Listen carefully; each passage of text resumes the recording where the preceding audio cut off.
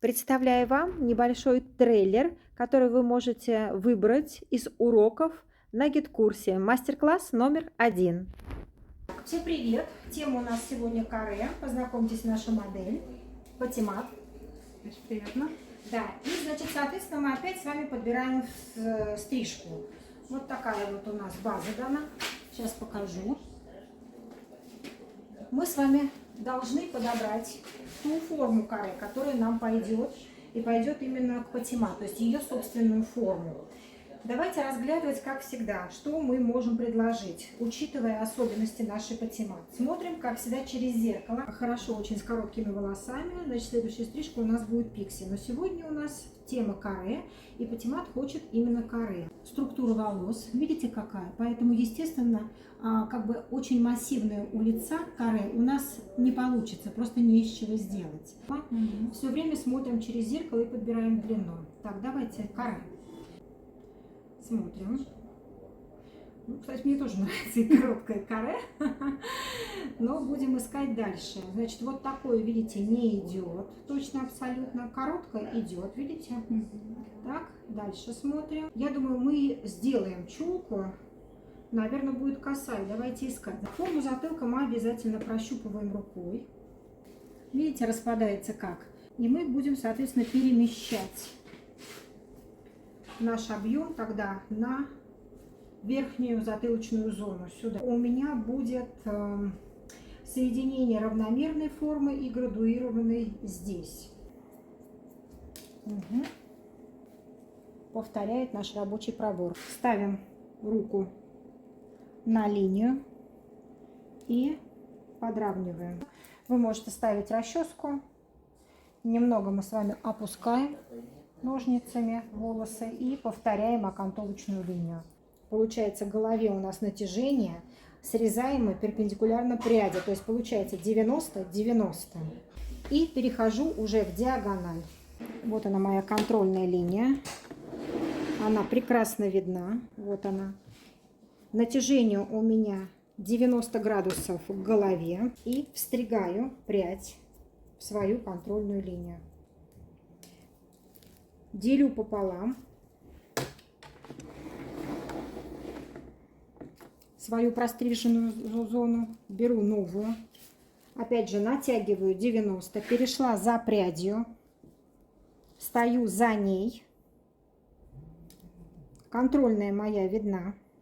Теперь смотрите, мы подходим, как всегда, к опасной зоне за ухом. Подтягиваю оставшуюся, последнюю. Подтягиваю. Я дорабатываю поинтингом. Контрольную точку вижу свою. Перешла на диагональ. Контрольная точка, контрольная точка. Последнюю подтянула. Показываю. Контрольная моя есть. Смотрите, уже появляется у нас объем. Видите? Перешла за прядью.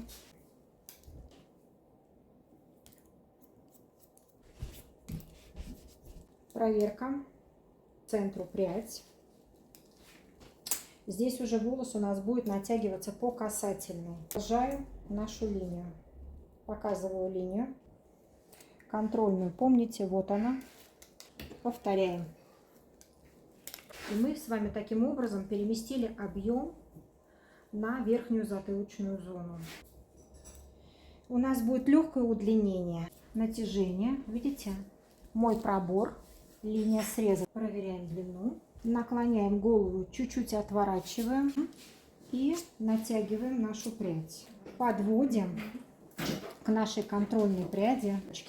Одна это окантовка за ухом. Там есть контрольная, которая прострижена затылочную зону.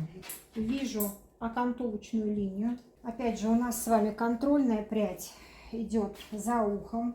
Беру по диагонали контрольную прядь. Уже линия. Я встригаю в нее. Противоположную зону. Также повторяем. Теперь мы с вами отчесываем назад. Вот он. Видите? Вот этот хвостик мы с вами просто выравниваем. Обязательно обратите внимание, как растут волосы. Да? То есть некоторые носят налево, но некоторые направо. Поэтому уточняйте у своей клиентки, как носят. Когда сделаем удлиненную, видите, вперед невозможно положить. Говорит, не ложится вперед.